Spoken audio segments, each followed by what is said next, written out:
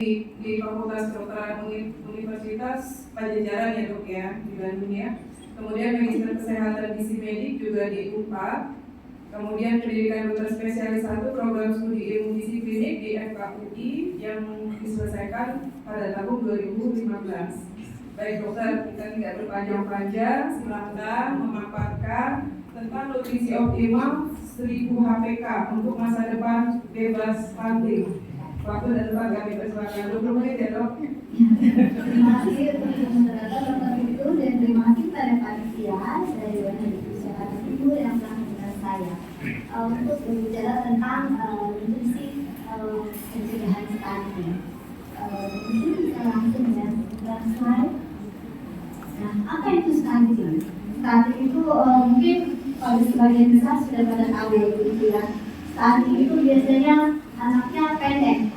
Pendeknya seberapa? Biasanya kita ukur tinggi badan anaknya, terus kita lihat di kurva WHO. Yang disebut stunting itu biasanya dia di bawah -2 standar deviasi.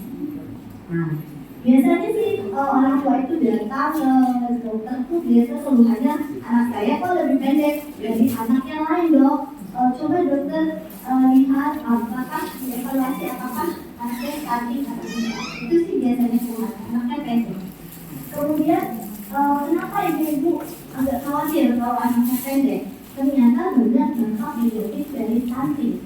Antara lain dia ada penurunan kemampuan kognitif yang tadi dokter Desi bilang kan otaknya lebih kecil. Itu bisa menurunkan kemampuan kognitifnya. Kemudian prestasi sekolah turun, kemudian daya tahan tubuh turun, terus bisa terjadi resiko anemia, dan pada saat dia nanti besar bisa meningkatkan resiko obesitas, diabetes, hipertensi, dan penyakit kardiovaskuler. Slide. Angka prevalensi stunting cukup besar ya, tapi tadi sudah mulai mengalami penurunan. Nah ini adalah penyebab stunting. Penyebab stunting itu ada di bisa dari faktor rumah tangga, keluarga, kemudian sampai nanti ada pemberian ASI, sama nanti untuk pemberian MPASI-nya. Dan untuk ada juga karena infeksi pada bayinya atau pada ibunya itu juga bisa menyebabkan terjadinya stunting. Slide. Nah mungkin ini bisa lebih jelasnya dilihat di situ. Tadi ada yang prakonsepsi itu garis kuning, yang ini adalah prakonsepsi dan ini dokter Desi yang tadi sudah berbicara itu nutrisi sangat berperan di situ. Kemudian yang saya bicarakan nanti yang lebih banyak saya bicarakan adalah dari konsepsi sampai umur 2 tahun yang garis hijau itu adalah nutrisi 1000 hari pertama kehidupan dari awal kehamilan sampai usia 2 tahun. Coba aja dihitung itu ada 1000 hari. Itu yang penting. Nah, itu garis hijau adalah garis yang bisa kita cegah. Kalau dia sudah ke garis merah ini tidak bisa lagi. Ini tidak bisa. Jadi yang kita bisa cegah untuk stunting adalah garis hijau. Bahkan dokter Desi berperan lebih lagi prakonsepsi.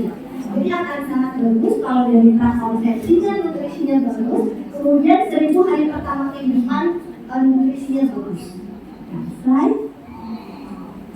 Nah, ini tadi kalau misalnya pasiennya sudah terdiagnosis stunting. Nah, untuk pencegahannya biasanya ada di tingkat posyandu. Biasanya kan ada ukur berat badan, tinggi badan, apakah normal atau tidak di KNS ya, dilihatnya ya ibu. Nah, itu mungkin nanti bisa terdeteksi di situ.